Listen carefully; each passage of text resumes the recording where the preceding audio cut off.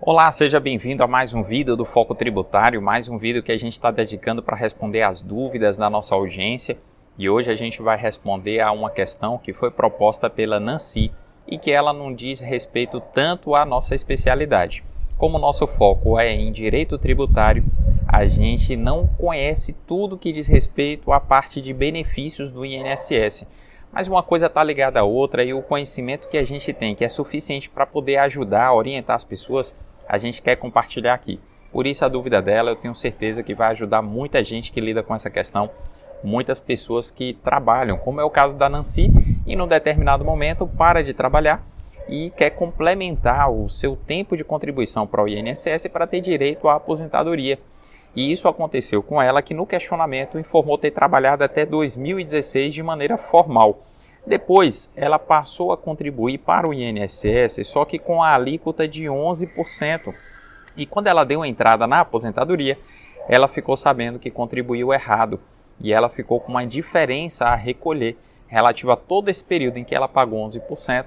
E essa diferença tinha que ser paga para ela ter direito ao benefício. E aqui vem uma explicação. É que quando a pessoa trabalha na condição de empregado, por exemplo, inclusive um empregado doméstico ou trabalhador avulso, existe uma tabela progressiva de incidência das contribuições previdenciárias. E é a fonte pagadora que tem que recolher isso. E essa tabela, inclusive, sofreu mudança por força da reforma previdenciária.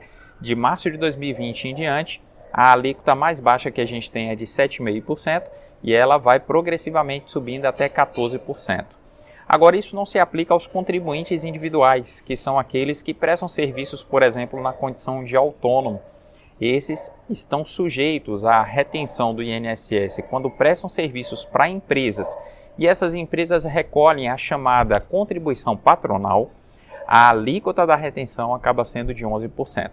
Se um autônomo presta serviço para uma entidade isenta, como por exemplo uma Santa Casa de Misericórdia que possui o SEBAS e por isso ela não paga a cota patronal, a Santa Casa acaba retendo do autônomo 20% e não 11%.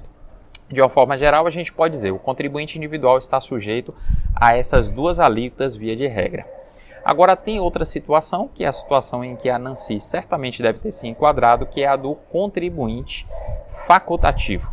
Ele não está obrigado a contribuir porque não trabalha mais como empregado, não presta serviços como autônomo para empresas ou para outras pessoas físicas, e essa pessoa, na condição de quem não tem nenhuma renda formal decorrente de prestação de serviços, ela pode contribuir para a Previdência, mas se ela o fizer, ela tem que fazer com a alíquota de 20%, considerando a base de cálculo mínima de um salário mínimo e a base de cálculo máxima, que é o chamado também de teto do INSS, que agora em 2020 está em 6.101,06. E aí o que Nancy certamente deve estar falando é que ela contribuiu como contribuinte facultativa e ela contribuiu para complementar o tempo de aposentadoria com a alíquota de 11%.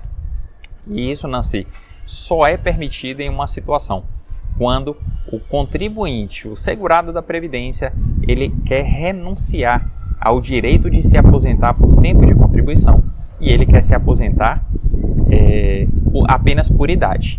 E quando ele vai se aposentar por idade, ele pode considerar essas alíquotas ou esse tempo de contribuição com a alíquota de 11%, mas tem que ser 11% de um salário mínimo e ele só tem direito de se aposentar com um salário mínimo.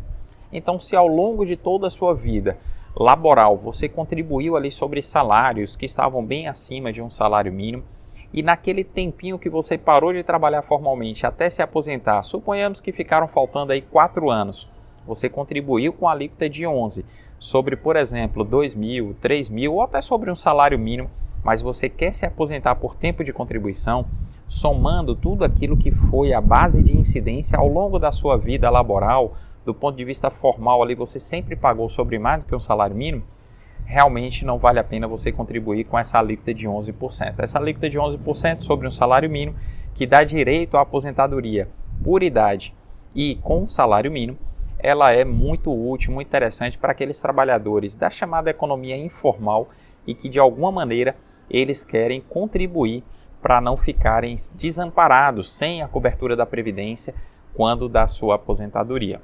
Existe uma outra situação peculiar que também precisa ser observada, E aí eu vou fazer uma pequena variação no exemplo da Nancy. Suponhamos que ela parasse de trabalhar formalmente como empregada ou como autônoma em 2016, como ela disse que aconteceu, e nesses 4 anos ela contribuísse como microempreendedora individual. Suponhamos que ela gostasse de desenvolver uma atividade e fizesse ali algum tipo de alimento para vender, doces ou coisas do tipo, e ela se cadastrando como MEI, pagaria a contribuição mensal do MEI, que na parte do INSS equivale apenas a 5% do salário mínimo. Agora, a Nancy também estaria, para se aposentar, renunciando ao direito de se aposentar por tempo de contribuição e ao direito de se aposentar por um valor acima do salário mínimo. E aí o microempreendedor individual, nessa condição, tem direito de complementar a contribuição dele. Em vez de pagar 5% do salário mínimo, ele pagar a diferença, o complemento, que seria 15% do salário mínimo, para que cada mês desse fosse computado como tempo de contribuição. Isso puxaria a média da contribuição, da aposentadoria dela para baixo, porque ela estaria contribuindo sobre apenas um salário mínimo, mas ela poderia fazer um complemento sobre uma base maior e isso acabaria redundando em um benefício maior, mas um desembolso também bem mais expressivo em comparação com o que ela teria recolhido na condição de MEI.